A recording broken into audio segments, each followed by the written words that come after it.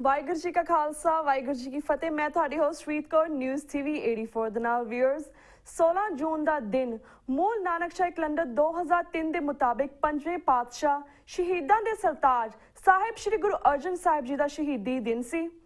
408 ਸਾਲ ਪਹਿਲਾਂ 1608 ਈਸਵੀ ਵਿੱਚ ਗੁਰੂ ਅਰਜਨ ਸਾਹਿਬ ਨੇ ਸੱਚ, ਹੱਕ, ਇਨਸਾਫ ਦੀ ਖਾਤਰ ਡੇਰਾ ਸਾਹਿਬ ਲਾਹੌਰ ਦੇ ਮੁਕਾਮ ਵਿਖੇ ਸ਼ਹਾਦਤ ਪਾਈ। ਆਪ ਸਿੱਖਾਂ ਦੇ ਪਹਿਲੇ ਸ਼ਹੀਦ ਗੁਰੂ ਹਨ। ਇਸ ਸ਼ਹੀਦੀ ਰਸਤੇ ਤੇ ਚੱਲਦਿਆਂ ਸਿੱਖ ਕੌਮ ਨੇ ਇਹਨਾਂ 4 ਸਦੀਆਂ ਵਿੱਚ ਬੇਅੰਤ ਸ਼ਹਾਦਤਾਂ ਦੇ ਕੇ ਸਰਬੱਤ ਦੇ ਭਲੇ ਵਾਲੇ ਇਸ ਪੰਥ ਦੀ ਸ਼ਾਨ ਨੂੰ ਬਰਕਰਾਰ ਰੱਖਿਆ ਹੈ। ਅਜੋਕੇ ਸਮੇਂ ਵਿੱਚ ਇੰਦਰਾ ਗਾਂਧੀ ਦੀ ਸਰਕਾਰ ਨੇ 3 ਜੂਨ 1984 ਨੂੰ ਸ਼੍ਰੀ ਅਕਾਲ ਤਖਤ ਸਾਹਿਬ ਅਤੇ 37 ਹੋਰ ਇਤਿਹਾਸਿਕ ਗੁਰਦੁਆਰਿਆਂ ਤੇ ਟੈਂਕਾਂ ਤੋਪਾਂ ਨਾਲ ਹਮਲਾ ਕਰਕੇ ਜੂਨ 84 ਦਾ ਘੱਲੂਘਾਰਾ ਵਰਤਾਇਆ ਸੀ। याद रहे 3 जून 1984 का दिन विक्रमी कैलेंडर अनुसार गुरु अर्जन साहिब जी का शहीदी दिन सी। पिछले 30 वरियां विच सिख कौम ने भारत सरकार के हथों एक तो बाद एक नस्लकुशी का सामना किया है, पर अज भी सिख कौम गुरु अर्जन साहिब वालों दर्शाए सच, हक, इंसाफ के रस्ते ते पूरे सिदक, सबर और अडोलता नाल तुर रही है। व्यूअर्स, अज ऐसी गुरु अर्जन साहिब जी की शहादत, जून 84 के घल्लूघारे ਅਤੇ 6 ਜੂਨ ਨੂੰ ਸ਼੍ਰੀ ਅਕਾਲ ਤਖਤ ਸਾਹਿਬ ਤੇ ਵਾਪਰੀਆਂ ਦੁਖਦ ਘਟਨਾਵਾਂ ਬਾਰੇ ਵਿਸ਼ੇਸ਼ ਗੱਲਬਾਤ ਕਰਾਂਗੇ ਮਹਾਨ ਸਿੱਖ ਸਕਾਲਰ ਤੇ ਲਿਖਾਰੀ ਸਰਦਾਰ ਗੁਰਤੇਜ ਸਿੰਘ, ਸਾਬਕਾ IAS ਆਫੀਸਰ ਚੰਡੀਗੜ੍ਹ ਨਾਲ। ਸਰਦਾਰ ਗੁਰਤੇਜ ਸਿੰਘ ਜਿੱਥੇ ਸੰਤ ਜਰਨੈਲ ਸਿੰਘ ਖਾਲਸਾ ਭਿੰਡਰਾਂਵਾਲਿਆਂ ਜੀ ਦੇ ਕਰੀਬੀ ਸਨ, ਉੱਥੇ ਇਹ ਜੂਨ 84 ਤੋਂ ਹੁਣ ਤੱਕ ਦੀ ਸਥਿਤੀ ਦੇ ਚਸ਼ਮਦੀਦ ਗਵਾਹ ਵੀ ਹਨ। ਇਹਨਾਂ ਨੇ ਇਸ ਦੁਖਾਂਤ ਸੰਬੰਧੀ ਚੱਕਰਵਿਊਹ ਵਰਗੀ ਪੁਸਤਕ ਵੀ ਲਿਖੀ ਹੈ ਅਤੇ ਤਾਜ਼ਾ ਹਾਲਾਤਾਂ ਸੰਬੰਧੀ ਇਹਨਾਂ ਦੇ ਲੇਖ ਵੱਖ-ਵੱਖ ਥਾਵਾਂ ਤੇ ਛਪਦੇ ਰਹਿੰਦੇ ਹਨ। ਆਓ ਅਸੀਂ ਇਹਨਾਂ ਨਾਲ ਆਪਣੇ ਗੱਲਬਾਤ ਦਾ ਸਿਲਸਿਲਾ ਸ਼ੁਰੂ ਕਰਦੇ ਹਾਂ। ਤਾਂ ਸਾਨੂੰ ਆਨਲਾਈਨ ਤੇ ਜੁੜ ਚੁੱਕੇ ਨੇ ਸਰਦਾਰ ਗੁਰਤੇਜ ਸਿੰਘ ਫਰਮ ਚੰਡੀਗੜ੍ਹ। ਜੀ ਵੀਰ ਜੀ, ਵਾਹਿਗੁਰੂ ਜੀ ਕਾ ਖਾਲਸਾ ਵਾਹਿਗੁਰੂ ਜੀ ਕੀ ਫਤਿਹ। ਵਾਹਿਗੁਰੂ ਜੀ ਕੀ ਫਤਿਹ। ਵੀਰ ਜੀ, ਅੱਜ ਸਭ ਤੋਂ ਪਹਿਲਾਂ ਤਾਂ ਅਸੀਂ ਤੁਹਾਡੇ ਕੋਲ ਜਾਣਨਾ ਚਾਹਾਂਗੇ ਕਿ ਤੁਸੀਂ ਗੁਰੂ ਅਰਜਨ ਸਾਹਿਬ ਜੀ ਸ਼ਹੀਦੀ ਦਿਵਸ ਸੰਬੰਧੀ ਤੁਸੀਂ ਸਿੱਖ ਸੰਗਤਾਂ ਨੂੰ ਕੀ ਕਹਿਣਾ ਚਾਹੋਗੇ? ਗੁਰੂ ਅਰਜਨ ਸਾਹਿਬ ਦੀ ਸ਼ਹਾਦਤ ਅੱਜ ਤੋਂ 408 ਸਾਲ ਪਹਿਲਾਂ ਜੀ ਮਨੁੱਖੀ ਅਧਿਕਾਰ ਤੇ ਸਿੱਖਾਂ ਦੇ ਹਰ ਕੌਮ ਦੇ ਆਪਣੇ ਧਾਰਮਿਕ ਅਧਿਕਾਰਾਂ ਵਾਸਤੇ ਅਧਿਆਤਮਿਕ ਤੌਰ ਦੇ ਉੱਤੇ ਸੁਤੰਤਰ ਰਹਿਣ ਵਾਸਤੇ ਹੋਈ ਸੀ ਜੀ। ਔਰ ਇਸ ਨੂੰ ਅਸੀਂ ਅਗਾਂਹ ਇਸੇ ਤਰ੍ਹਾਂ ਹੀ ਲੈ ਕੇ ਜਾਣਾ ਹੈ। ਅਸੀਂ ਸਾਰੀ ਮਨੁੱਖਤਾ ਵਾਸਤੇ ਸੱਚੇ ਪਾਤਸ਼ਾਹ ਨੇ ਇਹ ਸ਼ਹਾਦਤ ਦਿੱਤੀ ਸੀ ਤਾਂ ਕਿ ਸਾਰੀ ਮਨੁੱਖ ਸੁਤੰਤਰ ਅਧਿਆਤਮਿਕ ਆਨੰਦ ਮਾਣ ਸਕਣ ਸਦਾ ਵਾਸਤੇ। ਔਰ ਇਸ ਨੂੰ ਅਸੀਂ ਕਾਇਮ ਰੱਖਣਾ ਹੈ। ਔਰ ਜਿੱਥੇ ਕਿਤੇ ਵੀ ਸੁਤੰਤਰਤਾ ਦੀ ਗੱਲ ਚੱਲਦੀ ਹੈ, ਅਧਿਆਤਮਵਾਦ ਦੀ ਗੱਲ ਚੱਲਦੀ ਹੈ, ਜਿੱਥੇ ਕਿਤੇ ਕਿਸੇ ਦੇ ਉੱਤੇ ਜ਼ੁਲਮ ਹੁੰਦਾ ਹੈ, ਤਸ਼ੱਦਦ ਹੁੰਦਾ ਹੈ, ਉੱਥੇ ਅਸੀਂ ਪੰਜਵੇਂ ਪਾਤਸ਼ਾਹ ਦੇ ਵਾਂਗ ਸਦਾ ਉਹਨਾਂ ਲੋਕਾਂ ਦੇ ਨਾਲ ਰਹਿਣਾ ਹੈ, ਚਾਹੇ ਉਹ ਕਿਤੋਂ ਦੇ ਹੋਣ, ਕਿਉਂਕਿ ਪ੍ਰਮਾਤਮਾ ਦੀ ਸਾਰੀ ਸ੍ਰਿਸ਼ਟੀ ਦੇ ਵਾਸਤੇ ਗੁਰੂ ਜਾਮਨ ਹੈ। ਜੀ ਜੀ। ਤੇ ਵੀਰ ਜੀ, ਨੈਕਸਟ ਫਿਊ ਸਵਾਲ ਅਸੀਂ ਜੂਨ 84 ਦੇ ਘੱਲੂਘਾਰੇ ਸੰਬੰਧੀ ਤੁਹਾਡੇ ਵਿਚਾਰ ਜਾਣਨੇ ਚਾਹਾਂਗੇ। ਈਵਨ ਦੋ ਇਸ ਟਾਪਿਕ ਦੇ ਉੱਪਰ ਅਸੀਂ ਆਲਰੇਡੀ ਵੱਖ-ਵੱਖ ਸ਼ਖਸੀਅਤਾਂ ਨਾਲ ਗੱਲਬਾਤ ਕਰ ਚੁੱਕੇ ਹਾਂ, ਪਰ ਅਸੀਂ ਤੁਹਾਡੇ ਪੁਆਇੰਟ ਆਫ ਵਿਊ ਵੀ ਲੈਣਾ ਚਾਹੁੰਦੇ। ਤਾਂ ਸਭ ਤੋਂ ਪਹਿਲਾਂ ਅਸੀਂ ਤੁਹਾਡੇ ਵਿਚਾਰ ਜਾਣਨੇ ਚਾਹਾਂਗੇ। ਜਿਵੇਂ 30 ਸਾਲ ਪਹਿਲਾਂ ਜੂਨ 1984 ਚ ਗੁਰੂ ਅਰਜਨ ਸਾਹਿਬ ਜੀ ਦੇ ਸ਼ਹੀਦੀ ਦਿਨ ਹੀ 3 ਜੂਨ ਨੂੰ ਭਾਰਤੀ ਫੌਜ ਵੱਲੋਂ ਸ਼੍ਰੀ ਦਰਬਾਰ ਸਾਹਿਬ ਅਤੇ 37 ਹੋਏ ਇਤਿਹਾਸਿਕ ਗੁਰਦੁਆਰਿਆਂ ਤੇ ਹਮਲਾ ਕਿਉਂ ਕੀਤਾ ਗਿਆ? ਗੱਲ ਇਹ ਹੈਗੀ ਕਿ ਇਹ ਲੋਕ ਜਿਹੜੀ ਸਾਡੀ ਬਹੁ ਗਿਣਤੀ ਹੈ, ਸੱਭਿਆਚਾਰਕ ਬਹੁ ਗਿਣਤੀ ਹੈ ਹਿੰਦੁਸਤਾਨ ਦੀ, ਇਹਨਾਂ ਨੇ ਸ਼ੁਰੂ ਤੋਂ ਲੈ ਕੇ ਅੱਜ ਤੱਕ ਜੋ ਵੀ ਮਸਲਾ ਇਹਨਾਂ ਦੇ ਸਾਹਮਣੇ ਆਇਆ ਹੈ ਉਸ ਨੂੰ ਇਮਾਨਦਾਰੀ ਦੇ ਨਾਲ ਸਭਿਆ ਲੋਕਾਂ ਦੇ ਵਾਂਗ ਕਦੇ ਵੀ ਬਿਨਾਂ ਹਿੰਸਾ ਤੋਂ ਨਹੀਂ ਸੈਟਲ ਕੀਤਾ।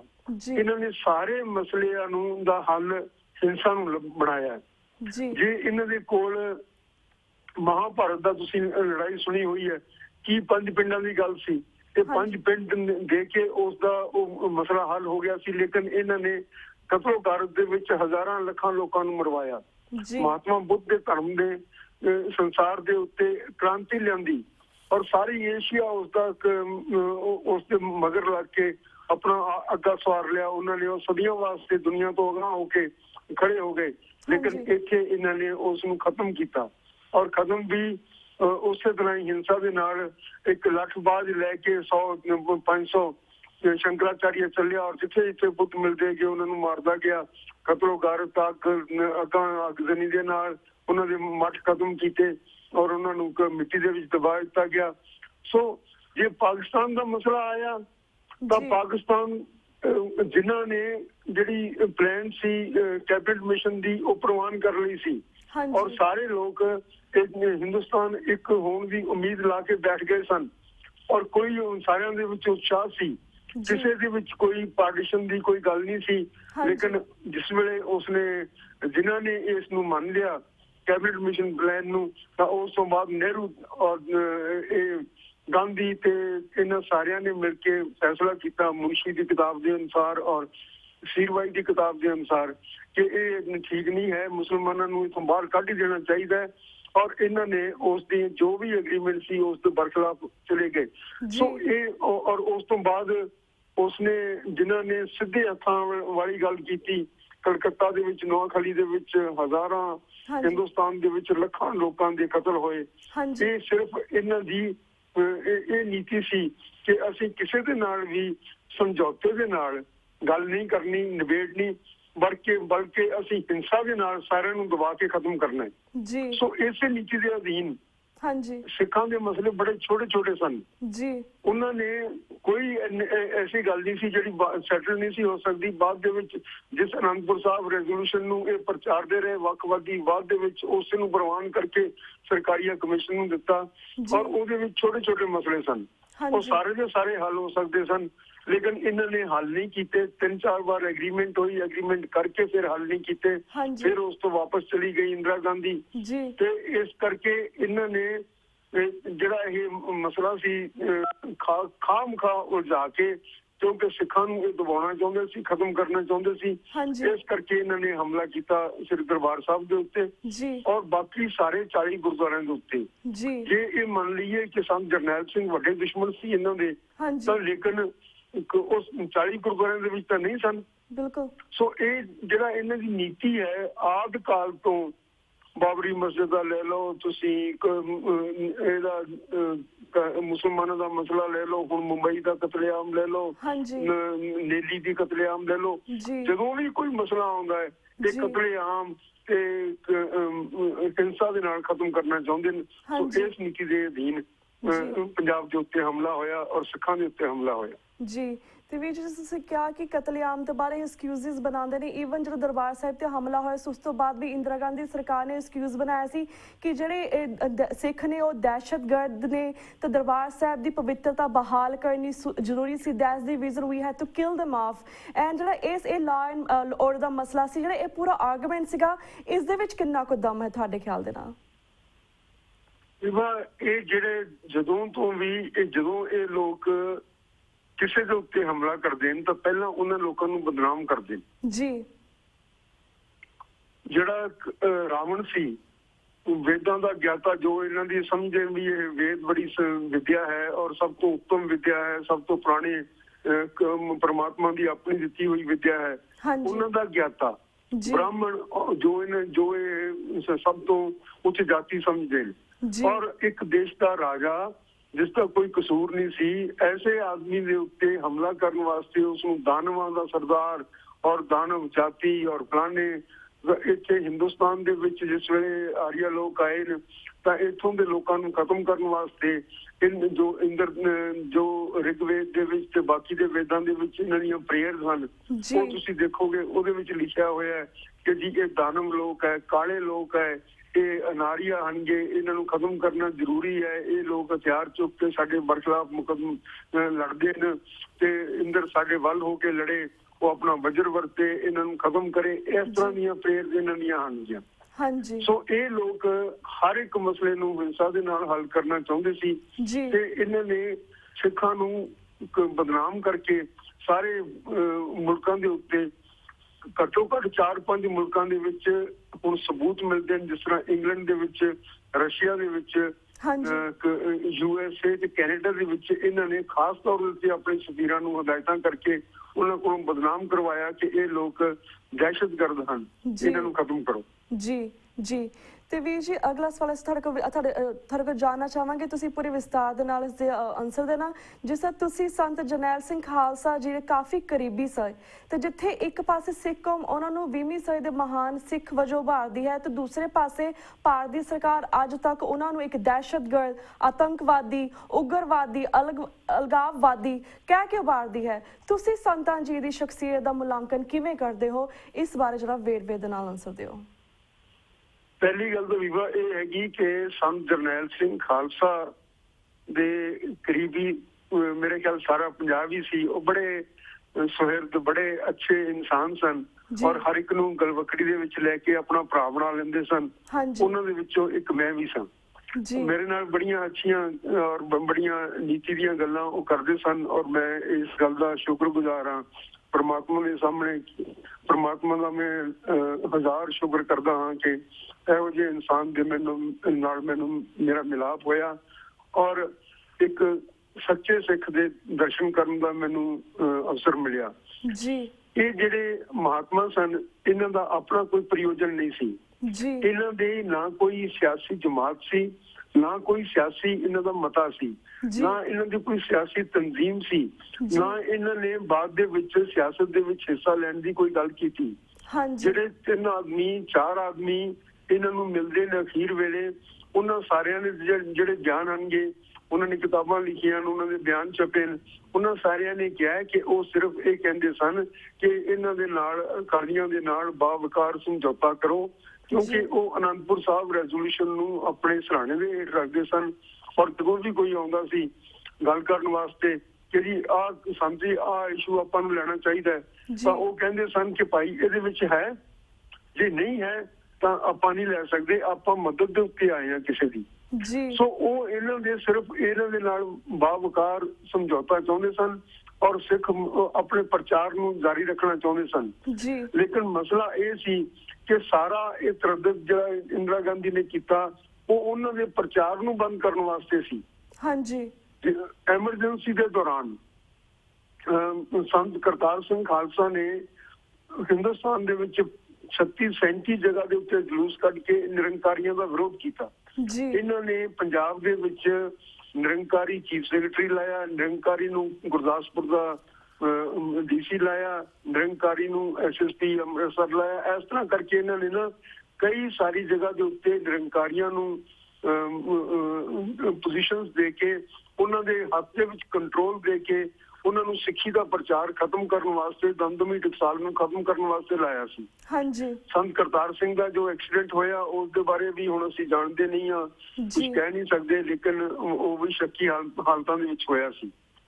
ਹੁਣ ਜਿਸ ਵੇਲੇ ਇਹ ਪ੍ਰਚਾਰ ਕਰਨ ਵਾਸਤੇ ਸਿਰਫ ਸਾਰੇ ਹਿੰਦੁਸਤਾਨ ਸੁਸਰੀ ਵਾਂਗ ਸੌਂ ਗਿਆ ਸੀ, ਜਿਸ ਵੇਲੇ ਕੋਈ ਬੋਲਦਾ ਨਹੀਂ ਸੀ ਉਸ ਦੇ ਬਰਖਲਾਫ, ਔਰ ਆ ਜਿਹੜੇ ਨਿਕਰਾਂ ਵਾਲੇ ਨੇ ਇਹਨਾਂ ਨੇ ਸਾਰਿਆਂ ਨੇ ਪੈਂਟਾਂ ਪਾ ਕੇ ਆਰਾਮ ਨਾਲ ਆਪਣੀਆਂ ਦੁਕਾਨਾਂ ਦੇ ਉੱਤੇ ਸੱਜ ਗਏ ਸਨ। ਉਸ ਵੇਲੇ ਅਕਾਲੀ ਦਲ ਨੇ, ਸਿੱਖਾਂ ਨੇ ਉਹਦੇ ਬਰਖਲਾਫ ਆਪਣਾ ਝੰਡਾ ਬੁਲੰਦ ਕੀਤਾ ਕਿ ਇਹ ਜਿਹੜੀ ਐਮਰਜੈਂਸੀ ਹੈ ਗਲਤ ਹੈ, ਲੋਕਾਂ ਦੇ ਅਧਿਕਾਰਾਂ ਦੇ ਉੱਤੇ ਛਾਪੇ ਨਹੀਂ ਮਾਰੇ ਜਾ ਸਕਦੇ। ਔਰ ਸੰਤ ਜਰਨੈਲ ਸਿੰਘ ਨੇ ਕਿ ਅਧਿਆਤਮਿਕ ਤੌਰ ਦੇ ਉੱਤੇ ਅਸੀਂ ਸੁਤੰਤਰ ਹਾਂ, ਸਾਡਾ ਧਰਮ ਮਜ਼ਹਬ ਕਿਸੇ ਦੀ ਸਰਦਾਰੀ ਕਬੂਲ ਨਹੀਂ ਕਰਦਾ, ਇਸ ਚੀਜ਼ ਨੂੰ ਉਭਾਰਨ ਵਾਸਤੇ ਸੰਤ ਜਰਨੈਲ ਸਿੰਘ ਜੀ ਸਾਹਮਣੇ ਆਏ ਸਨ ਔਰ ਉਹਨਾਂ ਨੇ ਬਾਖੂਬੀ ਇਸ ਚੀਜ਼ ਨੂੰ ਨਿਭਾਇਆ। ਤੁਸੀਂ ਸਾਰੇ ਪੰਜਾਬ ਦੇ ਵਿੱਚ ਕੇਸਰੀ ਪੱਗਾਂ ਦਾ, ਨੀਲੀਆਂ ਪੱਗਾਂ ਦਾ, ਦਸ਼ਮੇਸ਼ ਦਾ ਨਾਂ ਔਰ ਹਰ ਇੱਕ ਜਗ੍ਹਾ ਦੇ ਉੱਤੇ ਤੁਸੀਂ ਸਾਰਾ ਪੰਜਾਬ ਸਿੱਖੀ ਦੇ ਰੰਗ ਦੇ ਵਿੱਚ ਰੰਗਿਆ ਗਿਆ ਸੀ। ਇਸ ਪ੍ਰਚਾਰ ਨੂੰ ਇਹ ਬੰਦ ਕਰਨਾ ਚਾਹੁੰਦੇ ਸਨ ਕਿਉਂਕਿ ਇਹ ਸਿੱਖੀ ਦਾ ਜਿਹੜਾ ਪ੍ਰਚਾਰ ਹੈ, ਇਹਨਾਂ ਦੇ ਮੁੱਢਲੇ ਅਸੂਲ ਜਾਤ ਪਾਤ ਦੇ ਜਿਹੜੀ ਆਧਾਰ ਦੇ ਉੱਤੇ ਸਿਰਜਿਆ ਹੋਇਆ ਸਮਾਜ ਹੈ ਉਸ ਦੇ ਬਰਖਲਾਫ ਜਾਂਦਾ ਹੈ ਔਰ ਉਸ ਨੂੰ ਖਤਮ ਕਰਨ ਦੀ ਇੱਕ ਵੱਡਾ ਕਾਰਨ ਬਣਿਆ ਹੋਇਆ ਹੈ। ਸਿੱਖ ਧਰਮ ਇੱਕ ਚਾਨਣ ਮੁਨਾਰਾ ਬਣ ਕੇ ਸਾਰੇ ਹਿੰਦੁਸਤਾਨ ਦੇ ਸਾਹਮਣੇ ਖੜਾ ਹੈ ਕਿ ਸਿੱਖੀ ਦੇ ਵਿੱਚ ਤੁਸੀਂ ਦੇਖੋ, ਇਹਨਾਂ ਨੇ 2000 ਸਾਲ ਤੱਕ 3000 ਸਾਲ ਤੱਕ ਗੁਲਾਮੀ ਹੰਡਾਈ ਔਰ ਕੋਈ ਉਸ ਦੇ ਬਰਖਲਾਫ ਕੁਛ ਕਿਹਾ ਨਹੀਂ। ਮੁੱਠੀ ਭਰ ਸਿੱਖਾਂ ਨੇ ਹਿੰਦੁਸਤਾਨ ਦੇ ਵਿੱਚ ਵੱਡੇ ਅਹਿਮਦ ਸ਼ਾਹ ਅਬਦਾਲੀ, ਜਿਹਨੂੰ ਏਸ਼ੀਆ ਦਾ ਸਾਰਿਆਂ ਤੋਂ ਵੱਡਾ ਜਰਨੈਲ ਗਿਣਿਆ ਜਾਂਦਾ ਸੀ, ਉਸ ਨੂੰ ਵਾਲੰਟਰੀ ਸਿੱਖ ਫੌਜਾਂ ਨੇ ਹਰਾ ਕੇ, ਜਿਹਨਾਂ ਦਾ ਕੋਈ ਜਰਨੈਲ ਨਹੀਂ ਸੀ, ਬਾਬਾ ਦੀਪ ਸਿੰਘ ਵਿਚਾਰਾ ਪੁੱਠੀਆਂ ਲਿਖਣ ਵਾਲਾ ਉੱਠ ਕੇ ਖੰਡਾ ਫੜ ਕੇ ਚੱਲ ਪਿਆ ਸੀ ਜੀ, ਉਹਨਾਂ ਲੋਕਾਂ ਨੇ ਹਰਾ ਕੇ ਉਹਨੂੰ ਭੇਜਿਆ।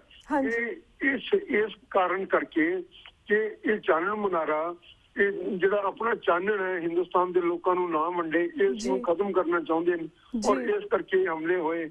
ਬਾਕੀ ਤੁਸੀਂ ਸੰਤ ਜਰਨੈਲ ਸਿੰਘ ਵਰਗੇ ਬੰਦੇ, ਇਨਸਾਨ ਸਦੀਆਂ ਦੇ ਵਿੱਚ ਇੱਕ ਵਾਰੀ ਆਉਂਦੇ ਨੇ, ਉਹਨਾਂ ਨੂੰ ਤਾਂ ਹੱਥਾਂ ਦੇ ਉੱਤੇ ਚੁੱਕਣਾ ਚਾਹੀਦਾ ਸੀ, ਉਹਨਾਂ ਨੂੰ ਫੁੱਲਾਂ ਦੇ ਵਾਂਗੂ ਰੱਖਣਾ ਚਾਹੀਦਾ ਸੀ ਤਾਂ ਕਿ ਮਨੁੱਖਤਾ ਨੂੰ ਦੱਸ ਸਕਦੇ ਕਿ ਸਾਡੇ ਕੋਲੇ ਦੇਖੋ ਕਿੰਨੀਆਂ ਕਿੰਨੀਆਂ ਵੱਡੀਆਂ ਹਸਤੀਆਂ ਔਰ ਸਿੱਖੀ ਤੋਂ ਪ੍ਰੇਰਨਾ ਲੈ ਕੇ ਕਿਸ ਤਰ੍ਹਾਂ ਦੇ ਲੋਕ, ਛੋਟੇ ਮੋਟੇ ਆਦਮੀ, ਪਿੰਡਾਂ ਦੇ ਰਹਿਣ ਵਾਲੇ, ਅਨਪੜ੍ਹ ਬੱਚੇ ਜਦੋਂ ਇਹ ਸਿੱਖੀ ਦੀ ਸ਼ਰਨ ਲੈਂਦੇ ਨੇ ਤਾਂ ਕਿਸ ਤਰ੍ਹਾਂ ਵੱਡੇ ਹੀਰੋ ਬਣ ਕੇ ਉੱਭਰਦੇ ਨੇ।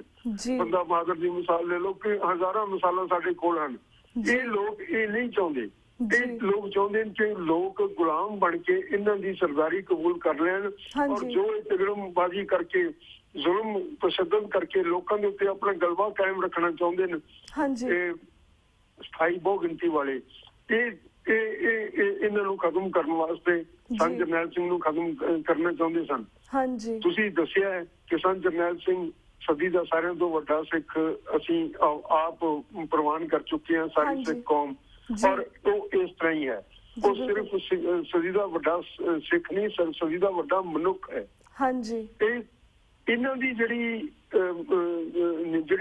ਕੋਸ਼ਿਸ਼ ਹੈ ਉਹ ਉਸ ਨੂੰ ਇਹ ਸਾਬਤ ਕਰਨ ਵਾਸਤੇ ਹੈ ਕਿ ਇਹ ਬੜਾ ਦਹਿਸ਼ਤਗਰਦ ਸੀ। ਕਿਉਂ? ਤਾਂ ਕਿ ਉਸ ਦੀ ਅਸਲ ਪਰਸਨੈਲਿਟੀ, ਉਸਦਾ ਅਸਲ ਜੋ ਤੌਰ ਤਰੀਕੇ ਜੋ ਵਰਤ ਰਿਹਾ ਸੀ ਮਨੁੱਖਤਾ ਨੂੰ ਗੁਲਾਮੀ ਦੇ ਵਿੱਚੋਂ ਕੱਢਣ ਵਾਸਤੇ, ਗੁਰੂ ਅਰਜਨ ਸਾਹਿਬ ਦੇ ਹੁਕਮ ਦੇ ਉੱਤੇ ਜੋ ਪਹਿਰਾ ਦੇ ਰਿਹਾ ਸੀਗਾ, ਫੂਟੋ ਆਂਡਾ ਭਰਮ ਕਾ ਮਰੇ ਪਿਆ ਪ੍ਰਕਾਸ਼, ਕਾਟੀ ਬੇੜੀ ਪਗਾਂ ਤੇ ਗੁਰਚੀਨੀ ਬੰਦ ਖਲਾਸ, ਜੋ ਉਹ ਅਧਿਆਤਮਿਕ ਤੌਰ ਤੇ, ਸਿਆਸੀ ਤੌਰ ਦੇ ਉੱਤੇ ਤੇ ਗੁਲਾਮੀਆਂ ਦੀਆਂ ਬੇੜੀਆਂ ਜੋ ਇਹਨਾਂ ਨੇ ਲੋਕਾਂ ਦੇ ਪੈਰਾਂ ਦੇ ਵਿੱਚ ਪਾਈਆਂ ਹੋਈਆਂ ਸਦੀਆਂ ਤੋਂ, ਉਹਨਾਂ ਨੂੰ ਤੋੜਨ ਵਾਸਤੇ ਕਦਮ ਕਰ ਰਿਹਾ ਸੀ, ਉਸ ਨੂੰ ਬਦਨਾਮ ਕਰਨ ਵਾਸਤੇ ਇਹੋ ਜਿਹੇ ਹਰਬੇ ਲੋਕ ਵਰਤ ਰਹੇ ਨੇ। ਹਾਂਜੀ, ਬਿਲਕੁਲ ਬਿਲਕੁਲ ਵੀਰ ਜੀ।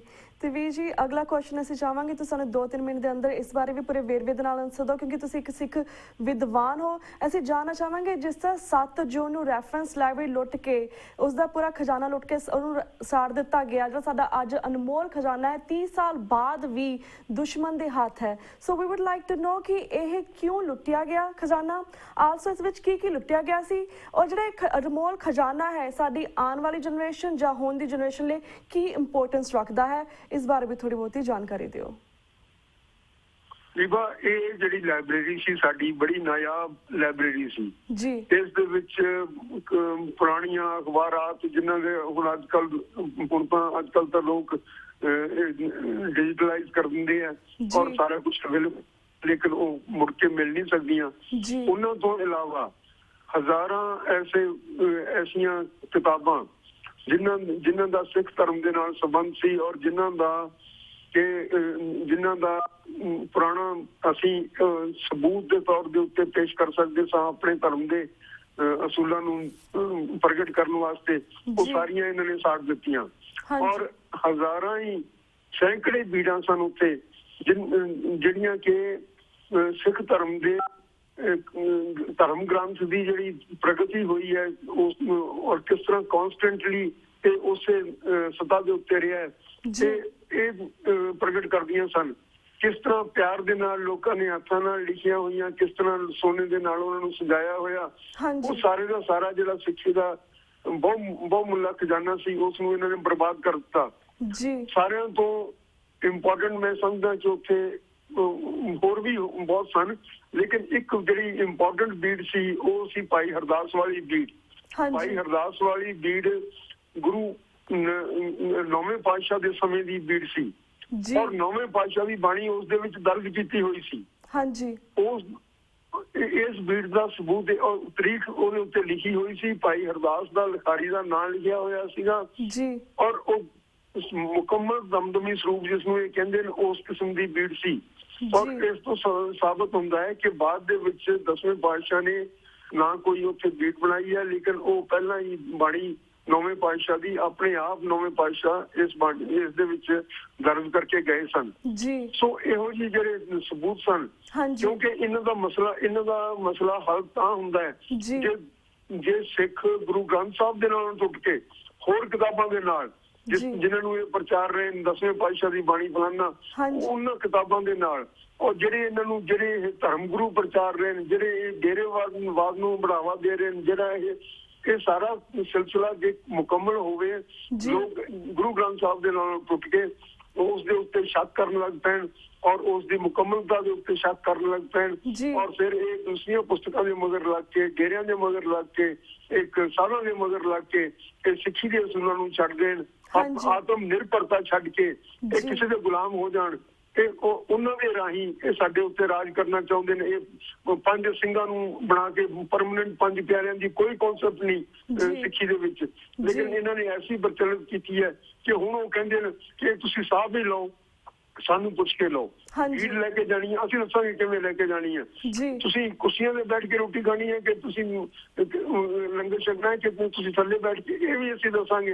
ਇਹ ਸਾਰਾ ਕੁਝ ਨਜਾਇਜ਼ ਇਹ ਲੋਕਾਂ ਦੇ ਉੱਤੇ ਠੋਸ ਰਹੇ ਨੇ ਗੁਰੂ ਗ੍ਰੰਥ ਸਾਹਿਬ ਦੇ ਉਪਦੇਸ਼ਾਂ ਤੋਂ। ਗੁਰੂ ਗ੍ਰੰਥ ਨੇ ਖਾਲਸੇ ਨੂੰ ਸੁਤੰਤਰ ਸਾਜਿਆ ਔਰ ਉਹ ਸੁਤੰਤਰਤਾ ਜਿਹੜੀ ਹੈ ਉਸ ਦੇ ਉੱਤੇ ਕਦੇ ਵੀ ਕਿਸੇ ਕਾਰਨ ਕੰਪਰੋਮਾਈਜ਼ ਨਹੀਂ ਹੋ ਸਕਦਾ। ਸੋ ਇਹਨਾਂ ਨੇ ਇਸ ਲਾਇਬ੍ਰੇਰੀ ਨੂੰ ਸਾੜਿਆ। ਹੁਣ ਇਸ ਦੇ ਬਾਰੇ ਕੁਝ ਲੋਕ ਇਹ ਵੀ ਵਿਚਾਰ ਹਨ ਕਿ ਲਾਇਬ੍ਰੇਰੀ ਸਾੜੀ ਨਹੀਂ ਗਈ ਤੇ ਉਸਦੇ ਕਈ ਸਾਰੇ ਦਸਤਾਵੇਜ਼ ਚੁੱਕ ਕੇ ਲੈ ਗਏ। ਜਦੋਂ ਮੈਂ ਪ੍ਰਾਈਮ ਮਿਨਿਸਟਰ ਨੂੰ ਮਿਲਿਆ ਇੱਕ ਡੈਪੂਟੇਸ਼ਨ ਲੈ ਕੇ ਪੰਜਾਬ ਤੋਂ, ਮੈਂ ਉਸ ਕੋਲ ਡਿਮਾਂਡ ਕੀਤੀ ਚੰਦਰਸ਼ੇਖਰ ਕੋਲੋਂ ਕਿ ਸਾਨੂੰ ਸਾਡਾ ਜਿਹੜਾ ਖਜ਼ਾਨਾ ਵਾਪਸ ਕਰੋ। ਉਸਨੇ ਮੇਰੇ ਬੈਠਿਆਂ ਡੈਪੂਟੇਸ਼ਨ ਸਾਰਾ ਸੀ ਸਾਡਾ 14-15 ਬੰਦੇ ਸੀ, ਉਸਨੇ ਆਈਬੀ ਨੂੰ ਟੈਲੀਫੋਨ ਕਰਕੇ ਕਿਹਾ ਵੀ ਮੈਨੂੰ ਫਟਾਫਟ ਦੱਸੋ ਵੀ ਕਿੱਥੇ ਆ ਉਹ। ਉਹਨਾਂ ਨੇ ਦੱਸਿਆ ਕਿ ਜਿਹੜਾ ਕੁਛ ਅਸੀਂ ਉੱਥੋਂ ਲੈ ਕੇ ਆਏ ਸੀ ਉਹ ਮੇਰਠ ਦੇ ਵਿੱਚ ਸਿੱਖ ਰੈਜੀਮੈਂਟਲ ਸੈਂਟਰ ਦੇ ਵਿੱਚ ਪਿਆ। ਉਸ ਤੋਂ ਬਾਅਦ ਬੂਟਾ ਸਿੰਘ ਦਾ ਬਿਆਨ ਵੀ ਆਇਆ ਵੀ ਇੰਨੇ ਸਾਰੇ ਬਕਸਿਆਂ ਦੇ ਵਿੱਚ ਭਰ ਕੇ ਇੰਨੀਆਂ ਸਾਰੀਆਂ ਲੈ ਗਏ ਸੀ ਅਸੀਂ ਕਿਤਾਬਾਂ, ਤੇ ਉਹ ਅਸੀਂ ਵਾਪਸ ਕਰਨਾ ਚਾਹੁੰਦੇ ਹਾਂ। ਮੈਂ ਉਹਦੇ ਕੋਲ ਡਿਮਾਂਡ ਕੀਤਾ ਸਾਨੂੰ ਵਾਪਸ ਕਰੋ।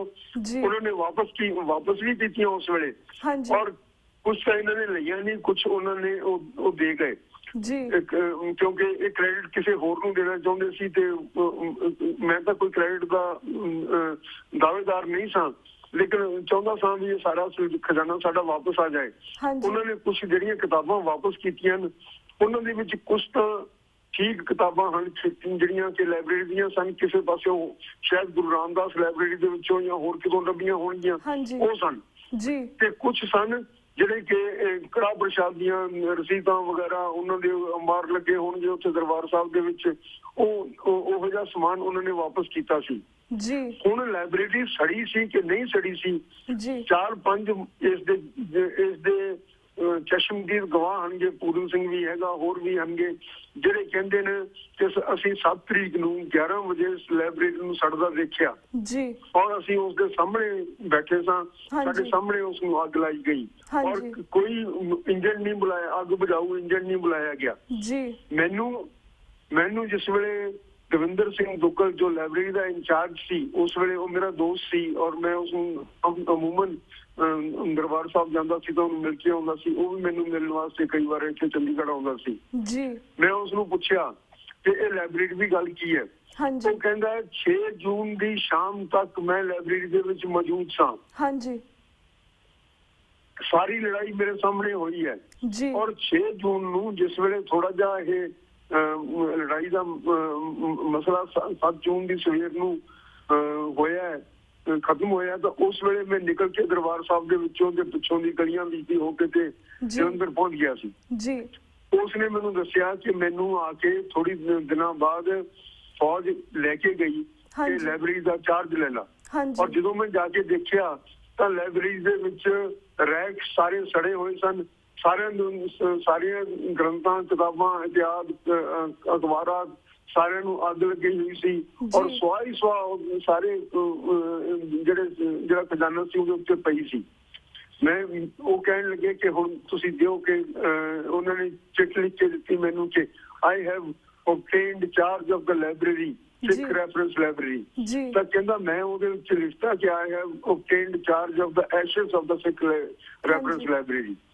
ਸੋ ਇਸ ਦੇ ਵਿੱਚ ਸ਼ੱਕ ਨਹੀਂ, ਜਿਹੜੇ ਵੀ ਬਾਰਬੇਰੀਅਨ ਆਣਗੇ ਇਹ ਸਦਾ ਤੋਂ ਇਸ ਤਰ੍ਹਾਂ ਕਰਦੇ ਆਏ। ਕੌਂਸਟੈਂਟੀਨੋਪਲ ਦੀ ਲਾਇਬ੍ਰੇਰੀ ਸਾੜੀ ਗਈ ਜਿੱਥੇ ਅਮੁਕ ਗ੍ਰੀਕ ਖਜ਼ਾਨਾ ਸੀ, ਇਹਨਾਂ ਨੇ ਸਿਰਫ ਰਣਜੀਤ ਸਿੰਘ ਇੱਕ ਐਸਾ ਆਦਮੀ ਹੋਇਆ ਜਿਸਨੇ ਕਿਹਾ ਕਿ ਚਮਕਣੀ ਦੇ ਸਾਹਿਬਜ਼ਾਦੇ ਖਾਨਜ਼ਾਦਿਆਂ ਕੋਲ ਇੱਕ ਬਹੁਤ ਅੱਛੀ ਲਾਇਬ੍ਰੇਰੀ ਹੈ ਜਿਸ ਦੇ ਵਿੱਚ ਕੁਰਾਨ ਦੀਆਂ ਹਜ਼ਾਰਾਂ ਪਰਤਾਂ ਰੱਖੀਆਂ ਹੋਈਆਂ ਨੇ ਔਰ ਉਹਨੇ ਆਪਣੀ ਫੌਜ ਨੂੰ ਹੁਕਮ ਦਿੱਤਾ ਕਿ ਉਸ ਲਾਇਬ੍ਰੇਰੀ ਦੇ ਕਿਸੇ ਇੱਕ ਕਾਗਜ਼ ਨੂੰ ਵੀ ਆਂਚ ਨਹੀਂ ਆਉਣੀ ਚਾਹੀਦੀ। ਹਾਂਜੀ, ਇਹ ਸਭਿਆ ਲੋਕਾਂ ਦੀਆਂ ਗੱਲਾਂ ਔਰ ਇਹ ਅਸਭਿਆ ਲੋਕ ਜਿਨ੍ਹਾਂ ਨੇ ਜਿਹੜੇ ਕਿ ਦੂਸਰੇ ਧਰਮਾਂ ਨੂੰ ਦੂਸਰੇ ਧਰਮਾਂ ਦੇ ਵਿਚਾਰਾਂ ਨੂੰ ਖਤਮ ਕਰਨਾ ਚਾਹੁੰਦੇ ਹਨ, ਜਿਨ੍ਹਾਂ ਨੇ ਹਜ਼ਾਰਾਂ 5 ਮੰਜ਼ਲੀ ਲਾਇਬ੍ਰੇਰੀ ਇਹਨਾਂ ਦੀ ਬੁੱਧ ਧਰਮ ਦੀ ਤਕਸ਼ੀਲਾ ਦੇ ਵਿੱਚ ਸਾੜੀ ਸੀ। ਇਹਨਾਂ ਲੋਕਾਂ ਕੋਲੋਂ ਇਹੀ ਉਮੀਦ ਹੋ ਸਕਦੀ ਸੀ। ਹਾਂਜੀ, ਇਹਨਾਂ ਨੇ ਸਾਡਾ ਬੜਾ ਖਜ਼ਾਨਾ ਤਬਾਹ ਕਰ ਦਿੱਤਾ ਹੈ। ਲੇਕਿਨ ਜਦੋਂ ਤੱਕ ਅਸੀਂ ਗੁਰੂ ਗ੍ਰੰਥ ਸਾਹਿਬ ਦੀ ਸਿੱਖਿਆ ਦੇ ਉੱਤੇ ਕਾਇਮ ਹਾਂ, ਜਦੋਂ ਅਸੀਂ ਗੁਰੂ ਗ੍ਰੰਥ ਸਾਹਿਬ ਦਾ ਲੜ ਫੜੀ ਰੱਖਾਂਗੇ ਸਾਡਾ ਸਾਰਾ ਕੁਝ ਵਾਪਸ ਆ ਜਾਏਗਾ, ਕਿਉਂਕਿ ਉਹੀ ਤੁਰਾ ਹੈ ਸਾਰਾ ਜਿਸ ਦੇ ਆਧਾਰ ਦੇ ਉੱਤੇ ਸਾਰੀਆਂ ਕਿਤਾਬਾਂ ਲਿਖੀਆਂ ਗਈਆਂ ਸਨ। ਹਾਂਜੀ, ਤੇ ਵੀਰ ਜੀ ਸਾਡੇ ਕੋਲ ਟਾਈਮ ਬਹੁਤ ਲਿਮਿਟਡ ਹੈ, so we have only 2 minutes left. ਸਾਡੇ ਕੋਲ 2 ਮਿੰਟ ਰਹਿ ਗਏ ਨੇ। ਐਟ ਦੀ ਐਂਡ ਅਸੀਂ ਕਰੰਟ ਮੁੱਦੇ ਦੇ ਉੱਪਰ ਵੀ ਤੁਹਾਡੇ ਵਿਚਾਰ ਜਾਣਨੇ ਚਾਹਾਂਗੇ। ਜਿਸ ਤਰ੍ਹਾਂ 30 ਸਾਲ ਬਾਅਦ ਅਕਾਲ ਤਖਤ ਸਾਹਿਬ ਤੇ ਇਹਨਾਂ ਸ਼ਹੀਦਾਂ ਦੀ ਯਾਦ ਮਨਾਈ ਜਾ ਰਹੀ ਸੀ, ਜਿਹੜਾ ਇਕੱਠ ਹੋਇਆ ਸੀਗਾ, ਉਸ ਦੇ ਵਿੱਚ ਜਿਹੜੀਆਂ ਹਿੰਸਕ ਘਟਨਾਵਾਂ ਵਾਪਰੀਆਂ ਨੇ ਪਿਛਲੇ ਹਫ਼ਤੇ, ਉਹ ਜਿਹੜੀ ਸ਼੍ਰੋਮਣੀ ਕਮੇਟੀ ਟਾਸਕ ਫੋਰਸ ਨੇ ਕਾਫੀ ਫੋਰਸਫੁਲੀ ਸਿੱਖਾਂ ਦਾ ਬੁਰਾ ਹਾਲ ਕੀਤਾ, ਉਸ ਬਾਰੇ ਤੁਸੀਂ ਕੀ ਕਹਿਣਾ ਚਾਹੋਗੇ? ਮੈਂ ਵੀ ਬਈ ਇਹ ਕਹਿਣਾ ਇਸ ਦੇ ਬਾਰੇ ਕਿ ਇਹ ਸਾਡੀ ਲੀਡਰਸ਼ਿਪ ਦਾ ਫੇਲੀਅਰ ਹੈ ਜੀ। ਹੁਣ ਬਾਦਲ ਜਾ ਕੇ ਉਹਨਾਂ ਨੂੰ ਉਹੀ ਗੱਲਾਂ ਕਹਿ ਰਿਹਾ ਜਿਹੜੀਆਂ ਕਿ 84 ਤੋਂ ਪਹਿਲਾਂ 82-83 ਦੇ ਵਿੱਚ ਸਿੱਖ ਕੌਂਸਲ ਦੇ ਮੈਂਬਰ ਵਜੋਂ ਸਿੱਖ ਕੌਂਸਲ ਦੀ ਡੈਪੂਟੇਸ਼ਨ ਲੈ ਕੇ ਇਹਨਾਂ ਨੂੰ ਮਿਲ ਕੇ ਅਸੀਂ ਇਹਨਾਂ ਨੂੰ ਦੱਸਦੇ ਰਹੇ ਹਾਂ ਕਿ ਆਹ ਤੁਹਾਡੇ ਅਧਿਕਾਰ ਬਣਦੇ, ਇਹਨਾਂ ਨੂੰ ਐਜੂਕੇਟ ਕਰੋ, ਐਵੇਂ ਖਾਮਖਾਹ ਦੀਆਂ ਗੱਲਾਂ ਪਾਸੇ ਵੀ ਨਾ ਕਰੋ। ਹੁਣ ਇਹ ਕਰ ਰਿਹਾ। ਲੇਕਿਨ ਉਸ ਵੇਲੇ ਜਿਸ ਦਿਨ ਇੱਕ ਹਮਲਾ ਹੋਇਆ ਇਹਨਾਂ ਦੇ ਉੱਤੇ, ਆਮ ਸਿੱਖਾਂ ਦੇ ਉੱਤੇ ਦਰਬਾਰ ਸਾਹਿਬ ਦੇ ਵਿੱਚ, ਉਸ ਦਿਨ ਇਸ ਦਾ ਇਹ ਵਿਚਾਰ ਨਹੀਂ ਸੀ। ਉਸ ਤੋਂ ਬਾਅਦ ਇਹਨੇ ਇਹ ਵਿਚਾਰ ਬਣਾਇਆ ਪ੍ਰਾਈਮ ਮਿਨਿਸਟਰ ਨੂੰ ਮਿਲਣ ਦੇ ਵੇਲੇ। ਹੁਣ ਇਹ ਸਿੱਖਾਂ ਦਾ ਕੋਈ ਮਸਲਾ ਹੱਲ ਨਹੀਂ ਕਰ ਸਕਿਆ ਔਰ ਸਿੱਖਾਂ ਨੂੰ ਦਬਾ ਕੇ ਰੱਖਣਾ ਚਾਹੁੰਦਾ ਹੈ। ਜਿੰਨੇ ਸ਼ਰਧਾਲੂ ਹੋਣਗੇ, ਜਿਸ ਤਰ੍ਹਾਂ ਮਹੰਤਾਂ ਨੇ ਆਪਣਾ ਗੁੰਡਾਗਰਦੀ ਫੈਲਾਈ ਹੋਈ ਸੀ ਦਰਬਾਰ ਦੇ ਵਿੱਚ ਤੇ ਬਾਕੀ ਗੁਰਦੁਆਰਿਆਂ ਦੇ ਵਿੱਚ, ਨਨਕਾਣਾ ਸਾਹਿਬ ਇਤਿਹਾਸ ਦੇ ਵਿੱਚ, ਇਸ ਤਰ੍ਹਾਂ ਇਹਨਾਂ ਨੇ ਇੱਕ ਸਭਿਅ ਤਰੀਕੇ ਨਾਲ, ਹੋਰ ਕੈਮੋਫਲਾਜ ਤਰੀਕੇ ਨਾਲ ਆਪਣੀ ਗੁੰਡਾਗਰਦੀ ਫੈਲਾਈ ਹੋਈ ਹੈ। ਇੱਕ ਸ਼ਰਧਾਲੂ ਨੂੰ 2 ਸਾਲ ਹੋਏ ਪ੍ਰਕਰਮਾਂ ਦੇ ਵਿੱਚ ਫੜ ਕੇ ਕੁੱਟਿਆ ਗਿਆ ਸੀ ਔਰ ਕਈ ਇਸ ਤਰ੍ਹਾਂ ਦੇ ਤੁਸੀਂ ਇਹਨਾਂ ਦੇ ਟੀਵੀ ਦੇਖਦੇ ਹੋ ਤਾਂ ਇਹਨਾਂ ਦੇ ਹਾਵ ਭਾਵ ਦੇਖੋ। ਟਾਸਕ ਫੋਰਸ ਦੇ ਇਹ ਹੁਕਮਰਾਨਾ ਹੁੰਦੇ ਨੇ, ਇਹ ਕੋਈ ਕਿਸੇ ਵੀ ਸੇਵਾਦਾਰਾਂ ਦੇ ਹਾਵ ਭਾਵ ਨਹੀਂ ਹੁੰਦੇ। ਦੂਸਰਾ ਫੇਲੀਅਰ ਸਾਡਾ ਆਪਣੀ ਜਿਹੜੇ ਲੋਕ ਇਸ ਦੇ ਵਿਰੋਧ ਦੇ ਵਿੱਚ ਸਨ, ਕਹਿੰਦੇ ਨੇ ਮਾਨ ਦੇ ਆਦਮੀ ਸੀ, ਪਤਾ ਨਹੀਂ ਕੌਣ ਸਨ, ਲੇਕਿਨ ਜੋ ਵੀ ਉਹ ਲੋਕ ਸਨ ਉਹਨਾਂ ਦੇ ਕੋਲ ਵਿਕਲਪ ਸੀ। ਉਹ ਲੋਕ ਜਾ ਕੇ ਜਿੰਨੇ ਵੀ ਸ਼ਹੀਦ ਹੋਏ ਨੇ ਦਰਬਾਰ ਸਾਹਿਬ ਦੇ ਵਿੱਚ, ਜਿੰਨੇ ਵੀ ਪੰਜਾਬ ਦੇ ਵਿੱਚ ਸ਼ਹੀਦ ਹੋਏ ਨੇ, ਜਿੰਨੇ ਇਹਨਾਂ ਨੇ ਮਾਰੇ, ਉਹਨਾਂ ਦਾ ਇਨਵੈਸਟੀਗੇਸ਼ਨ ਕਰਦੇ, ਉਹਨਾਂ ਦਾ ਖੁਰਾ ਖੋਜ ਲੱਭਦੇ ਔਰ ਇਹਨਾਂ ਨੂੰ ਸ਼ਰਮਸਾਰ ਕਰਦੇ ਕਿ ਤੁਸੀਂ ਕਿਸ ਤਰ੍ਹਾਂ ਨਾਲ ਸਾਡੇ ਇਨੋਸੈਂਟ ਬੱਚੇ ਪਿੰਡਾਂ ਦੇ ਵਿੱਚੋਂ, ਘਰਾਂ ਦੇ ਵਿੱਚੋਂ ਫੜ ਕੇ, ਗਰੀਬ ਮਾਂ-ਬਾਪ ਦੇ ਬੱਚੇ ਤੁਸੀਂ ਗੋਲੀਆਂ ਦੇ ਨਾਲ ਭੁੱਲ ਕੇ ਉਹਨਾਂ ਨੂੰ ਅਣਪਛਾਤੀਆਂ ਲਾਸ਼ਾਂ ਕਹਿ ਕੇ ਸਾੜਿਆ। ਇਜਾਜ਼ ਇਹਨਾਂ ਕੋਲੇ ਬੜਾ ਟਾਈਮ ਸੀ, 30 ਸਾਲ ਦਾ ਸਮਾਂ ਸੀ। ਇਹਨਾਂ ਨੇ ਸਾਰਾ ਸਮਾਂ ਬਰਬਾਦ ਕਰ ਦਿੱਤਾ ਔਰ ਅੱਜ ਵੀ ਇਸ ਦੇ ਉੱਤੇ ਪੜਤਾਲ ਕਰਨ ਨੂੰ ਤਿਆਰ ਨਹੀਂ ਹਨ।